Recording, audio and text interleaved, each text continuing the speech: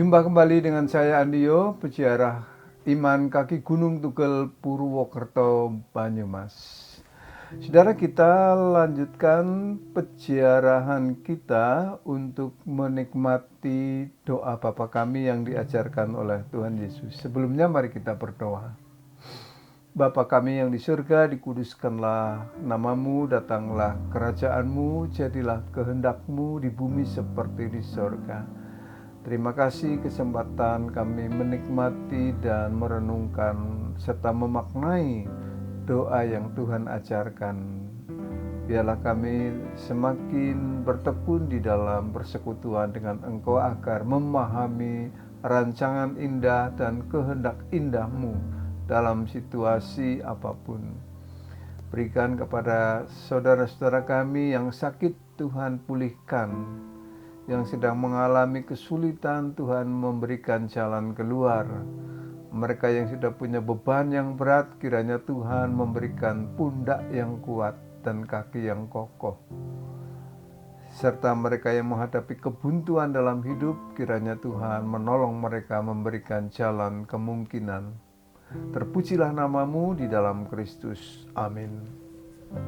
Saudara-saudara yang berkehendak baik, kita sudah sampai pada Matius pasal yang ke-6 ayat yang 10 bagian B. Jadilah kehendakmu di bumi seperti di surga. Sebuah doa yang sangat indah, sekaligus juga sangat sulit. Indah, saudara-saudara, oleh karena di dalam doa ini terungkap ketaatan dan ketawakalan sang pendoa.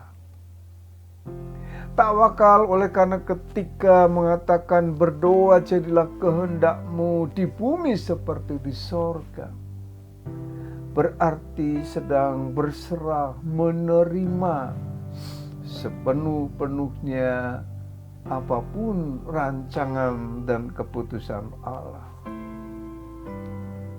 Tetapi dan inilah sulitnya. Saya ingat kesaksian seorang jemaat saya ketika menjalani operasi otak.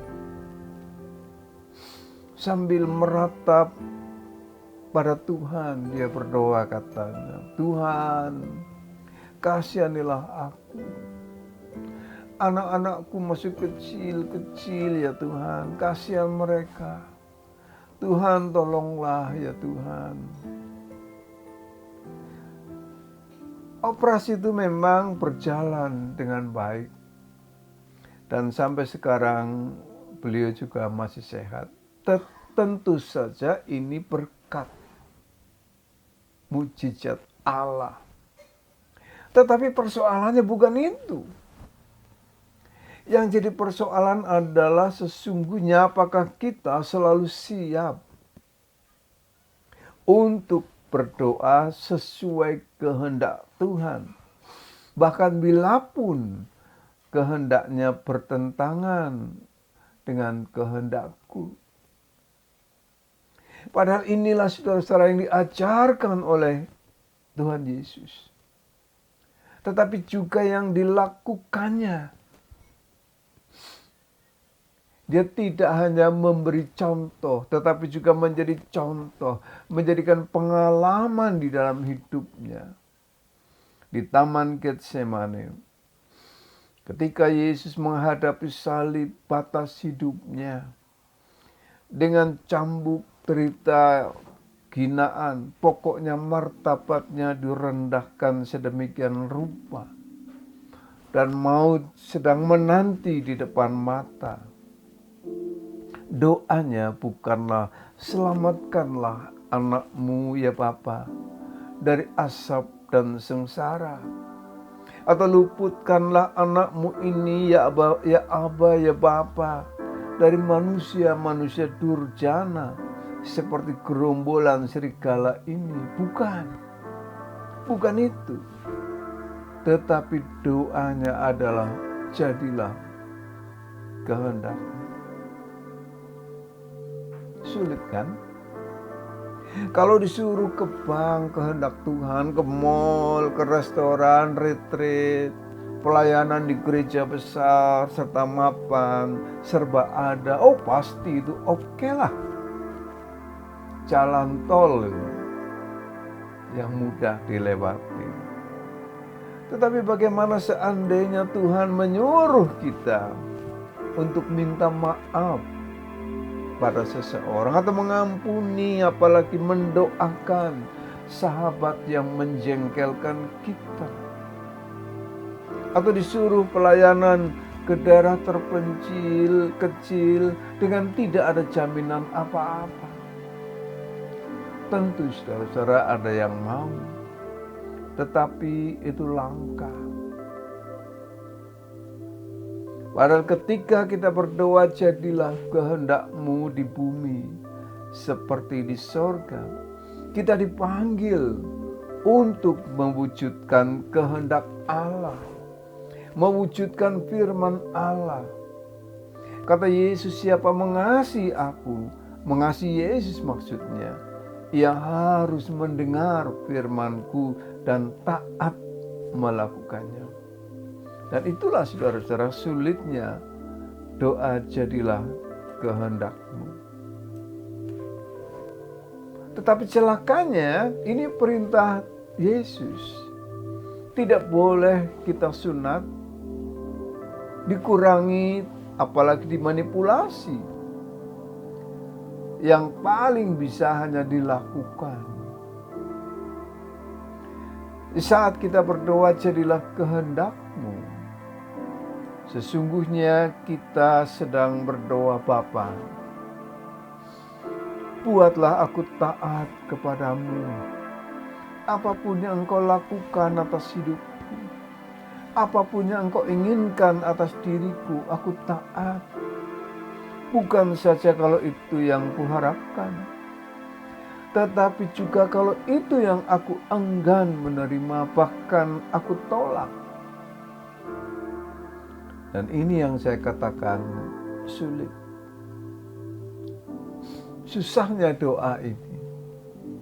Karena kehendakku sering berbenturan dengan kehendaknya. Egoku maunya ini, Tuhan maunya itu. Dan kadang-kadang tidak sama.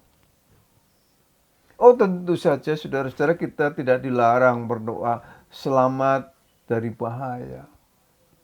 Kita juga tidak dilarang berdoa bebas dari vonis pengadilan saat bermasalah. Kita juga tidak dilarang untuk berdoa sembuh dari sakit penyakit atau menang dalam pilkada atau pileg. Boleh-boleh saja. Mintalah apa saja, kata Yesus. Ini kesempatan dan negosiasi pada Tuhan. Tetapi sembari berdoa memohon itu, kita juga harus sadar bahwa di samping kita punya kehendak, ada Tuhan yang juga punya kehendak.